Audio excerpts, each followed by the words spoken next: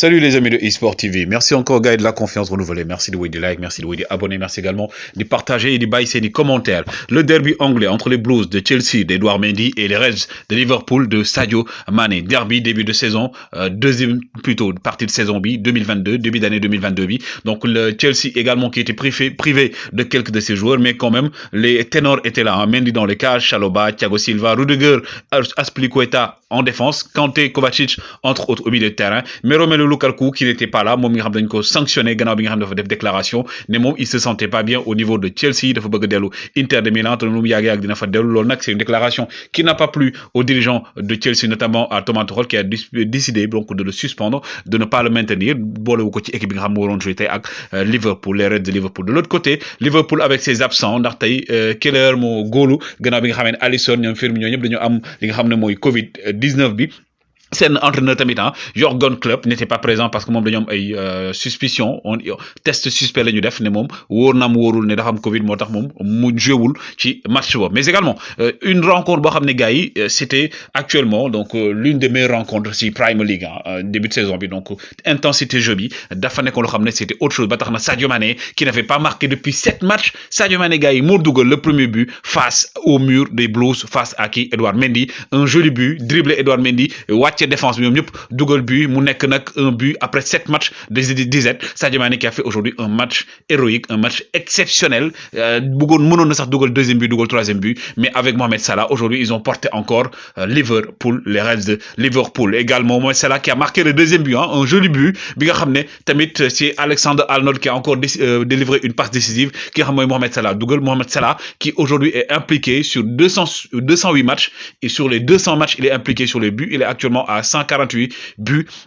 Mohamed Salah, mais Sadio Mané qui reste le meilleur buteur de Liverpool hors penalty. Bu ñu gisee Guinée penalty yëpp Sadio Mané mooy meilleur buteur, mais l'égalisation n'est pas venue trop tardivement ci match bi ba ñuy dem ci li nga xam ne tamit mooy fin de première mi-temps bi ki nga xam ne mooy Kovacic moo dugal un superbe but un superbe but la dugal gannaaw bi nga xam ne tamit Perisic mooy dugal bi égalisation bi égalisation moom c'est un but exceptionnel sur une passe de qui de N'Golo Kanté qui a fait une passe. N'Golo Kanté bi nga xam ne moom it depuis le 24 mars 2021 le gëjoon a def passe décisive. Mais Sadio Mané comme vous l'avez vu gars tey dafa ñëw wane boppam, il a sorti un match exceptionnel. Match yëpp dañoo ñi da doon def match mais du dugal, amul chance dugal. Tey il a eu la chance de marquer un très joli but, lui et Mohamed Salah tey ñoom ñoo porté équipe bu Liverpool bi bu dee ne sax ñu mëne woon 2-0 après dañ leen fekk ci première mi-temps bi 2-2 le mujjee ba même deuxième mi-temps bi également 2 buts partout le mujjee. Mais Liverpool ak Chelsea qui nous ont servi un match exceptionnel et Edouard Mendy qui aurait même sans Edouard Mendy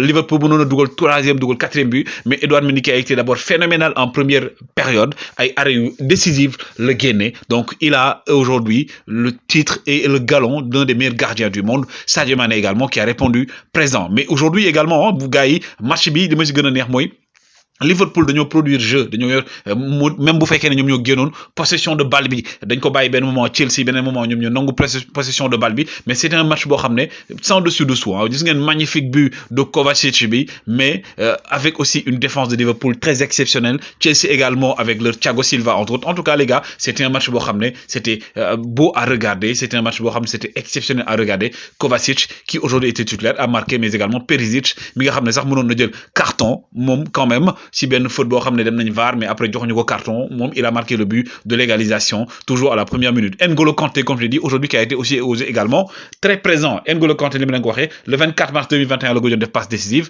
Aujourd'hui moom dafa jóge nag ci blessure nank reprendre na, il est également en forme petit à petit mi ngi retrouver forme, mais aujourd'hui aussi N'Golo Kanté qui était présent. Kanté qui nous rappelle un joueur du Sénégal qui bien entendu vous le savez, il s'agit de Idrissa Gana Gueye et un autre joueur même Nampalys Mendy. Et première période bi donc gis ngeen possession de balle bi Liverpool 42% la amoon, Chelsea am 56%, mais en matière de passe Chelsea am 80% de passe li nga xam ne passe réussie Liverpool am 73% de passe réussie. Donc le match s'est soldé par un score nul et donc de 2 buts partout. Mais gars yi le moment décisif c'est à la 56e minute, un arrêt superbe de Edouard Mendy, arrêté benn balle boo xam ne exceptionnel de Mohamed Salah, tir lob la bu sori donc mu génne ko. Également sur ce tir vous voyez que c'est Sadio Mané qui a tiré mu génne waat ko. Donc aujourd'hui également Edouard Mendy qui est présent, et ça c'est de bonne guerre pour l'équipe nationale du Sénégal quand on sait que on est à quelques jours bien entendu du début de la CAN. Yàlla bu ci cat dugg yàlla na ñibbi seeg jàmm. am nañ seen match jeex na donc ils doivent rejoindre